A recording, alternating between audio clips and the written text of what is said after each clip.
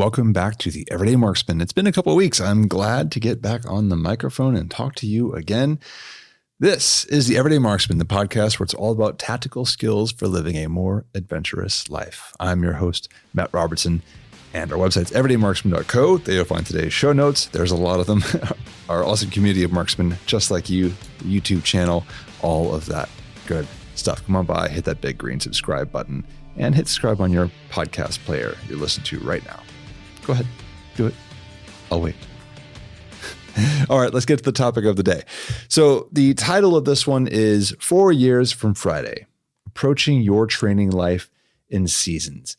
So recently, the American Pioneer Corps wrapped up their 5th annual Warfighter Challenge. Now, I'm not actually a member of the American Pioneer Corps, and I should probably fix that. Their mission is very much in line with my philosophy here at the Everyday Marksman. And I even think a lot of their founding members are somewhat local to me. It seems like it's a natural fit, right? But that's besides the point. What sparked this particular podcast episode had to do with the planning cycle for someone who might want to attend next year's Warfighter Challenge, or maybe one several years down the road. So what do I mean by a planning cycle? And more importantly, how might we go about organizing our training into different seasons that support success in such an event? All right, so this goes down to long-term thinking. One of the 5 principles within the whole martial marksman training philosophy is play the long game. And there were 2 key points to this. One was that we should always prioritize mental and physical health. Sometimes that means holding back from pushing the edge in training in order to prevent injury and ensure that we can train again the next day. The other point had to do with the fact that we cannot improve all aspects of our capability at once. Rather, we have to think of and focus on 1 or 2 areas at a time and then shift that emphasis onto the next weak link over time, right? So you can go back and listen to that episode if you want, you'll get the idea. This is not some new thing. You know, the other day I was listening, or rather I was reading John Jesse's 1974 book, Wrestling Physical Conditioning Encyclopedia. And there was an excerpt in there that really hit me. All right. It was a quote from Jesse Owens, who took home 4 gold medals during the 1934 Olympics. In it, he discussed his first coach, Charles Riley. All right. This is the quote. He first told it to me when I was a rusty grammar school kid who'd just been convinced by him to come out to the track team and who wanted to quit because my legs looked like pieces of straw next to the other guys. I'll never make it this year, Mr. Riley, I said to him dejectedly. Who says we're trying to make it this year, he answered. You're training for 4 years from next Friday, Jesse. It was fine in high school when I was still breaking records, except for the time soon came that I couldn't improve on my past performance and even drop down a bit. It was like the show business star who had nothing left for an encore, who's afraid of today because of yesterday's success.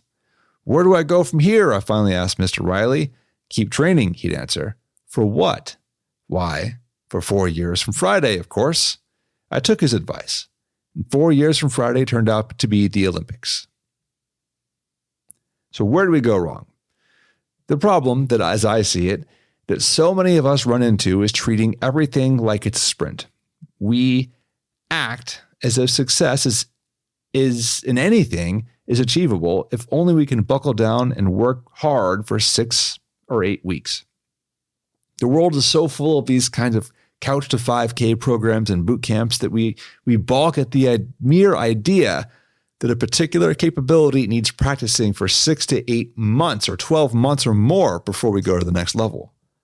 Humans, by and large, are incredibly short-term thinkers and avoid doing hard things. To me, the aversion to long-term planning and consistency in favor of these little 6 to 8 week sprints is indicative of a mental hurdle. That kind of behavior only shows that individual does not care about the outcome enough to actually sacrifice part of their life to achieve it. They only want to put a few things on hold for a short while so they can feel like they're accomplishing something.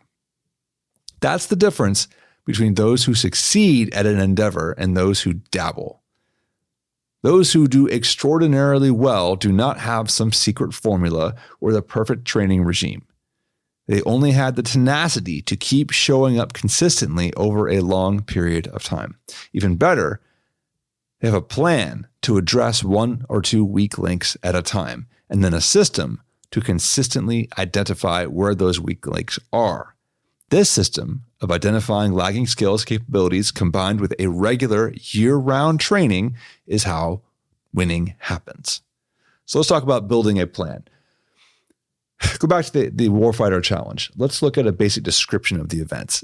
On the website, it has listed a 12-mile timed ruck with a minimum 35 pounds dry weight plus weapon. There is land navigation day and night, mobility, counter-mobility, pioneer/sapper skills, aka I'm going to call that mountaineering, small unit leadership, and small arms competition. That's a really vague list, and that's probably intentionally written that way. And when I look through photos and after-action reviews of previous years, there's a few more hints. I see things like pictures of rappelling from rocky outcrops, obstacle courses, carrying and firing 50 cals and 240 Bravo support weapons, navigating mountains at all hours of the day and night, and more. And if you look over the various ratings and levels that the Pioneer Corps has as part of the program, again, great program, very, very reminds me of my Boy Scout days, you'll see a healthy dose of radio communications, first aid skills, leadership tasks, and stuff like that. I have every reason to think that such an event will show up, like their flagship event is going to have these skills in it, even if they don't write it down. Like you should be able to do these things before you show up. So let's say you and I wanted to compete in the 2025 Warfighter Challenge. What would training look like for an entire year? So that's what I'm going to lay out. Now, keep in mind, this is what's going to work for me, and they'll discuss some general principles. What works for me may not work for you. We live different lifestyles, stuff like that. You'll see what I talk about when I get down to it. So let's break it down. The first thing we have to do is identify the required tasks for success at a more specific level. So here's my interpretation of what's been written so far. Physical fitness, you're going to have to ruck for long distance over terrain, probably I would say with about 50 pounds. He said 35 pounds minimum, plus weapon, plus water. I'll call it 50 pounds. You need climbing strength. If you're going to climb ropes and rappel and get over barriers and obstacles, you need to be able to climb. You're going to be doing loaded carries. Their examples were support crew serve machine guns, probably going to carry ammo cans, stuff like that. So you have to carry things in your hands. It means grip strength for both climbing and the carries. And if there's obstacle courses involved, that's a lot of short bursts of strength and power to climb over things, sprint, dash, run, all that kind of stuff. All right, so there's the fitness side of it. Marksmanship. They didn't say a whole lot, so let's assume there's going to be some basic competitive rifle and pistol skills. That means positional rifle shooting. That means basic pistol shooting. This is a competition out in the woods. I'm going to assume you have to do things like improvised position building. So like, how do I shoot off of barriers, barricades, sandbags, my ruck, things like that. And of course, I would bet shooting under stress a lot like a run and gun, right? So you're going to be tired. Your heart rate's going to be up. You're going to be sucking wind, sweaty. How do you make a shot then under stress? And then they get to the additional skills thing. So mountaineering stuff, knot tying, rappelling, map and compass land navigation. I'm going to call it primitive construction, like bushcraft skills, how to build a shelter, build a fortification, stuff like that. Radio communications, observation and reconnaissance, like get to an objective with a pair of binoculars, scope out what's there, sketch it, take note, report back, and leadership principles. So what leadership tasks, can you put down orders? Can you lead a team? Stuff like that. Now, this is a lot of stuff, and you are not going to do these things in 6 weeks, 8 weeks, or 6 months. These kinds of things take years to develop, which is why we're talking about this whole training seasons idea. So with this in mind, we can assume that the Warfighter Challenge next year will take place at the end of May, Memorial Day weekend. So let's set what I call a ready date of May 24th, 2025. It's the date that we are in peak condition, as good as we can get from now until then, and we're prepared to go. This is the start point for competition season as well. So let's assume that we go do the Warfighter Challenge, we come home, we feel good, and I've got the rest of the spring and summer to do the tactical games, run and guns, all kinds of other stuff. So we want to maintain kind of training season ready, right? So we'll figure that's about a 3-month period. Okay, so let's organize the blocks here. I broke my training plan down into 5 phases or 5 blocks. They're going to start off pretty general, in scope, because the further away you are from whatever competition or event you need to do, the more general you can be. You can just kind of general strength, conditioning, fitness, broad skills like marksmanship. The closer you get, the more specific you want to be. How is your rucking skill? How's your knot tying skill? How is your shooting under stress? How is your endurance looking as far as like grip and loaded carries, right? So the closer you get, the more specific you get, the further away you are, the more general you get. When you're 1 year away, you can be very general, right? So the first block is going to run June 2nd to September 7th of 2024. That's 14 weeks. The second block, September 8th to November 30th, then December 1st to February 22nd. So each of those are 14, 12, and 12 weeks. Then we get shorter blocks. Block 4 is 6 weeks, February 23rd to April 5th, and block 5 is April 6th to May 18th. Both those are 6 weeks. Then there's a final peak week leading up to the match. So let's talk about what we're going to do in all of those. So I mentioned that this is built for me and how I do things. All right. So I train 6 days a week, fitness-wise. It's one of the benefits of having my garage gym. I realize not everyone has time or facilities to do that. So what you're reading and listening to here is how I would do it myself. You can take this idea and build on it for whatever your event is going to be. So block 1, this is general strength training and marksmanship, not any one specific focus area. Rather, I'm going to focus my general training for strength and size. All right, that's the physical side of it.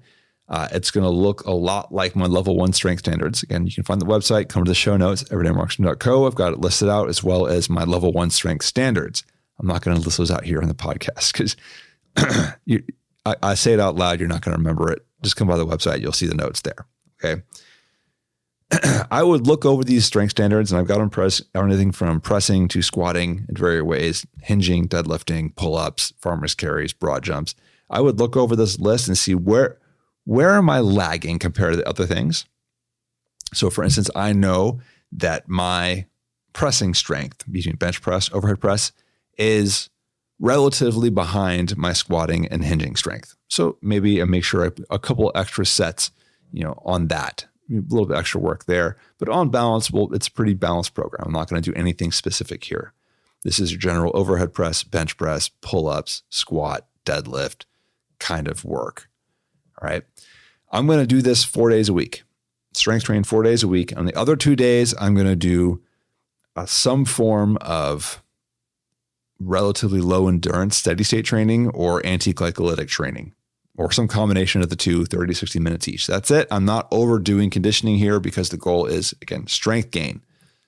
What program would I follow? Take your pick. All right. Paul Horn's Radically Simple Strength. I've had him on the podcast. It's a great program. It's his tactical barbell, 5-3-1, and a lot of others. Really, it's personal preference. Pick a program and run it. The overall goal for me is about healthy body composition.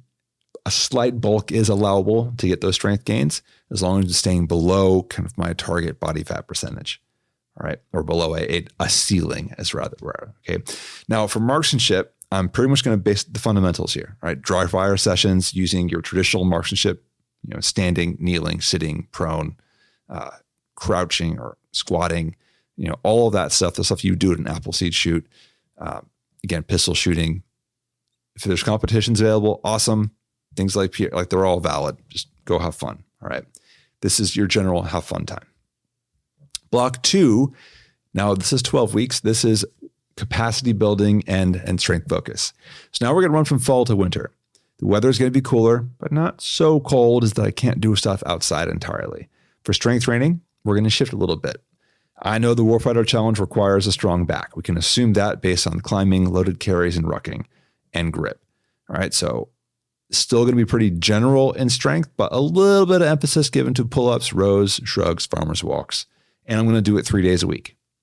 Conditioning, I'm going to keep it to 2 to 3 days a week. So 2 or 3 days of, again, low intensity or AGT, anti-glycolytic.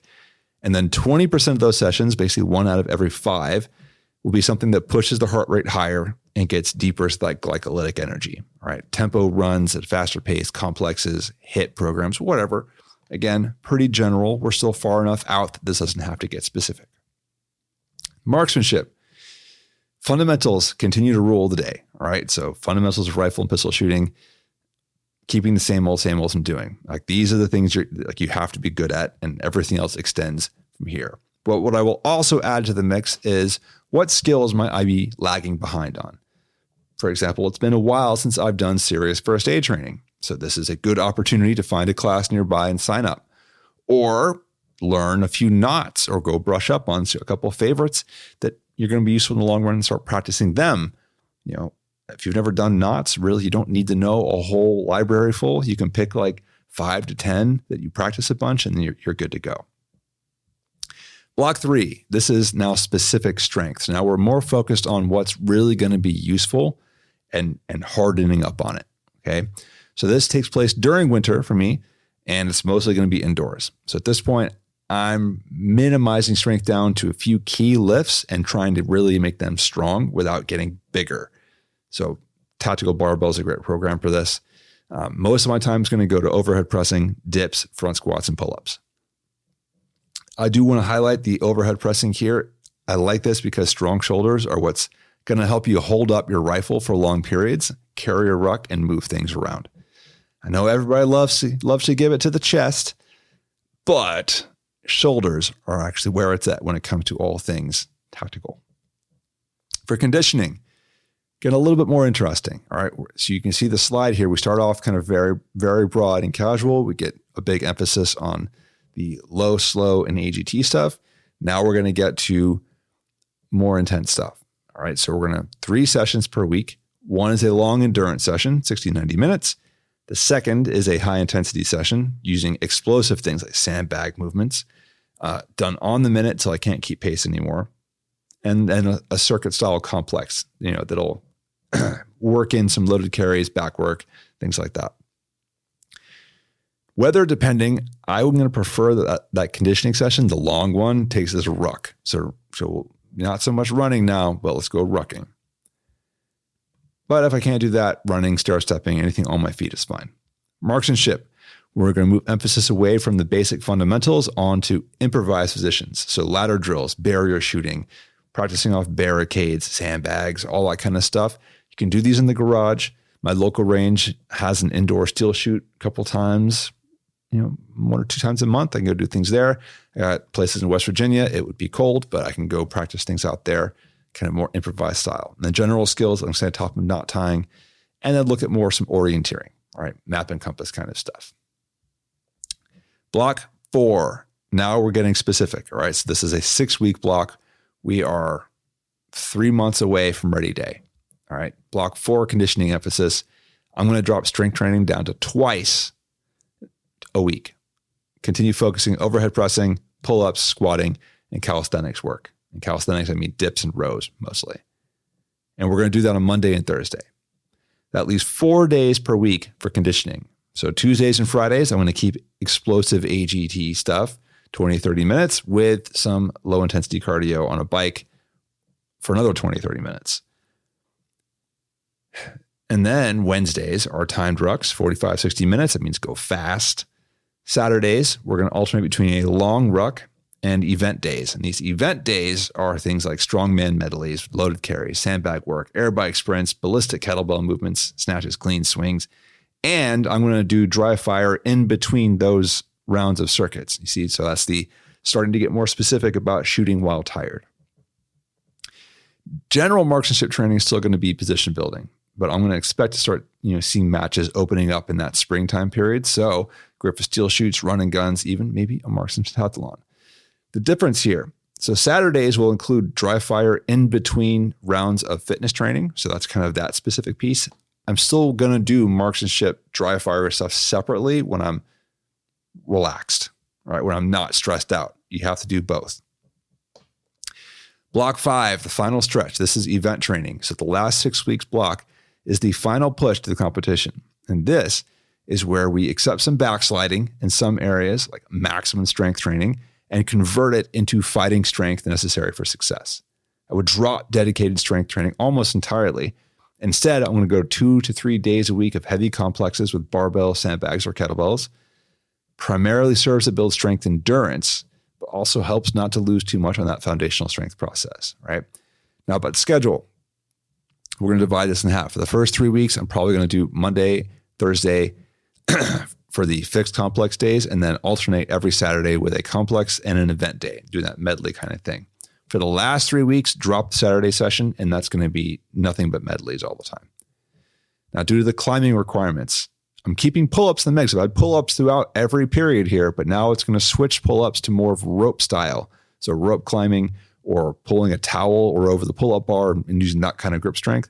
Because pull-ups are good, but this is more specific now to rope climbing strength.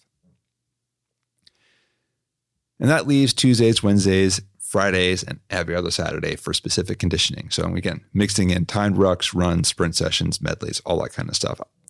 Nothing significant changing there. Marksmanship is, again, the same as previous block. Compete where I can, keep working this perishable skills. So let's talk about peak week, and we'll wrap this part up. This is the week leading up to the event. The goal is to show up recovered and ready to go. All right, so it's really plenty of sleep, good nutrition, keeping the body prepared. Do 2 rounds of a complex, half the duration with half the weight as the previous week, and then probably like 2 easy conditioning workouts, and that's it. Show up on Saturday 24th and go have fun. How is this going to go? I have no idea. This plan looks good in theory, and the probability is I would still end up doing mediocre. You know why? Because I've never competed in the Warfighter Challenge before. So it's not really until you step into the arena and test yourself and see where your weak points actually were that you're going to figure out, oh, that's how I should go train for it. Okay. So I get to the event, I'd have a blast, see where I end up, and then take note so I can fix it for the next year and do even better. 4 years, 2 years, 3 years on the line. You also just can't discount where your starting point. Like if you're way behind the curve compared to someone who's been organizing like this and training for years, then you're not making up that gap your first training year. That's just reality, and that's fine. That's why we go test ourselves.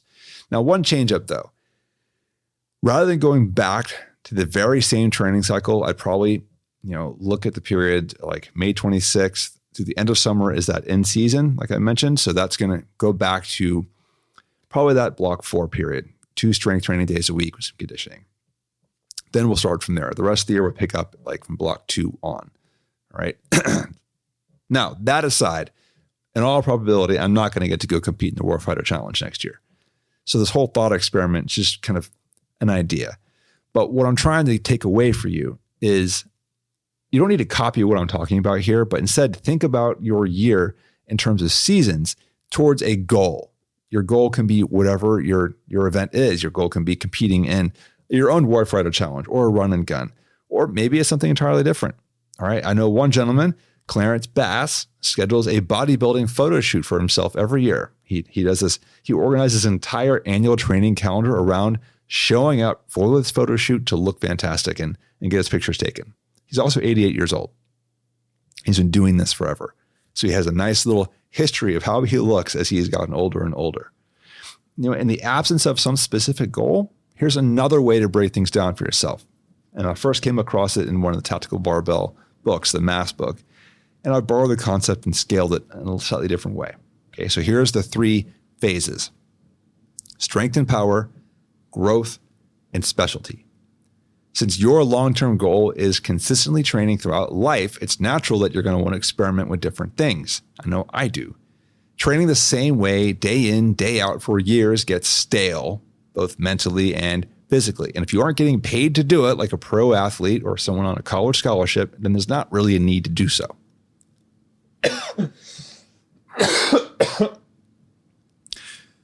We benefit from a bit of variety to keep things fresh and introduce some different movement patterns over time. Okay. So the 3 phases here, each one can take anywhere from 3 to 14 weeks or more. So basically you can figure 1 to 4 months is a good way to think about this. The actual length isn't that important. It's just the idea behind it. All right. Now, I'm going to lay this pattern out and then realize this is not the pattern I did in my kind of thought experiment before. It's like combining different blocks together. So just separate these 2 ideas in your mind. All right. Block 1 is strength and power. It's primarily about increasing the neuromuscular efficiency of your muscles, because at its core, strength is a combination of 2 things: mass, muscle mass, and efficiency. Having more muscle mass in general means you have more potential horsepower to move weight. The second part of it is efficiency, where your nervous system must contract muscle mass in a better and better pattern. It's a bit like the relationship between an engine and a transmission, right? A really large engine means there's more total capacity for power, but it's their transmission that actually converts that power into movement. So a poorly designed and inefficient transmission means you won't actually see the potential. So here's a little example that I've kind of written down to think about how this plays out. Now, I could be totally wrong. This is just my understanding, and I'm not certified in jack, so don't hold me to it, all right? But let's imagine that a particular muscle has a total potential of 50 units of strength. And this is an arbitrary made-up measure. Don't count with me anything, all right? But it has a potential for 50 units of strength. Let's say the individual who owns this muscle, their nervous system's only capable of about 30% efficiency. So it can contract all the fibers of the muscle, but it's not good at doing it all together at the same time to make the most power and force. So the actual result is a maximum ability to demonstrate 15 units of strength. So what can this individual do? Well, in one way, they can grow the muscle. They can improve its overall horsepower potential to 75 units of strength. And let's say their efficiency remains 30%. Well, that means with 75 as the max, they can now do 23 units of strength. So that's still progress, but we can do better. With a different training style, a slightly different emphasis, what if they brought their efficiency up from the 30% to 60%? All right. Now that same original 50 units of strength means they get up to 30 units. They've doubled their output with the same muscle they had before. See where we're going with that?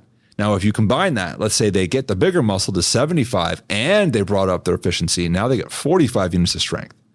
All right. So we want both, but you can't necessarily do both at the same time very well. Okay. Generally, strength and size go together. You know, if you get bigger, you will get stronger and all these things will play out. But you can find some weird extremes. All right. You'll see some very large muscular individuals who actually aren't very good at expressing that strength. So we think they're weak. They're not actually weak. They just haven't trained that. And I would bet if they trained correctly for efficiency for like a month or two, they would be pretty damn strong. All right. Now, on the flip side of that, you will see some people who seem unbelievably strong for their size. They don't have a ton of muscle mass, but they are very neurologically efficient. This is what we're talking about with the strength phase. It's about making your existing muscle as powerful as possible. We don't have to focus only on this, but it's the emphasis area. Right. So during this period, we're also look at a balance of strength and conditioning. Right. This should be no less than 3 months. And you can make it longer if you want. But once we're done with the strength and power phase, we go to the growth phase. In the growth phase, it's all about growing that muscle mass, making more potential for horsepower. Why did I do it in this order for Slipper? It doesn't matter. You can do whatever order you want. As long as you're following the cycle, it will work out. So growth phase, it's similar. It's about growing muscle mass. And at this point, we're going to minimize conditioning work a little bit, keep it a little bit lower on the scale. Don't need to cut it out, but it won't be as intense. We want to divert as much energy as we can towards growing muscle mass. This should also be no less than 3 months, typically 4 months or more. Then we get to a specialty phase. This is the wild card. You can do whatever you want or even skip it. All right. If you're into aesthetics, this is where you can develop some show muscles like the backs of your shoulders or abdominals or calves or whatever. Maybe it's a fat loss phase where you want to cut things down and you look leaner, get to a healthy body fat, show off the muscle that you've grown. Maybe you want to prepare for a specific event. So in my thought experiment, this is block 4 and 5. This is the specialty phase to really hone in on those skills. Or let's say you want to go down a training detour, as I call it, and try other training methods. You know, for the last 2 years, I have pretty much been entirely barbell focused. And currently I am like a week and a half into 3 months of a kettlebell only program. I'm just trying something different to see how I like it. That's an example of a specialty phase.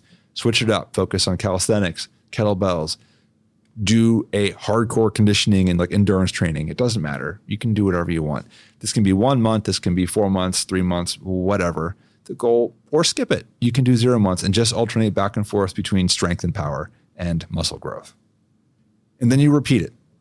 So you just roll one right to the next. And when you lay these out end to end, let's say you did 4 months of strength, 4 months of growth, and then you did 4 months of specialty training, that's your entire year right there.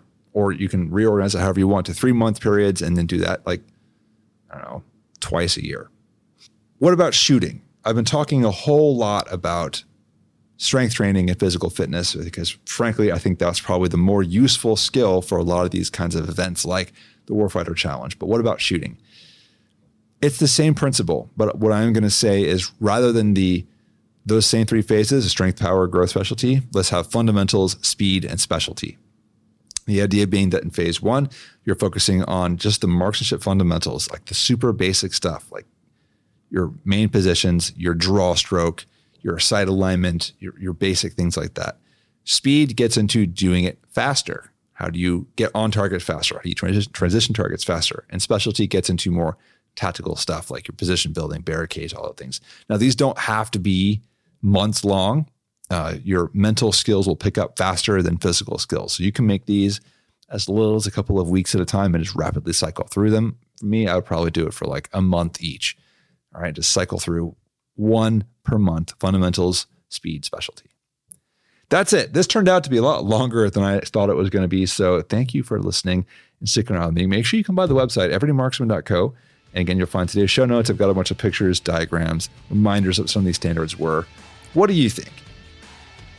Do you have a training calendar? Do you have some way of breaking up your training year into phases that you can repeat over and over again for long-term success? Come by the website. Let me know. Send me an email. Whatever. Thanks for being here. And don't forget to join the community. Come by the Discord server and have a chat. Take care.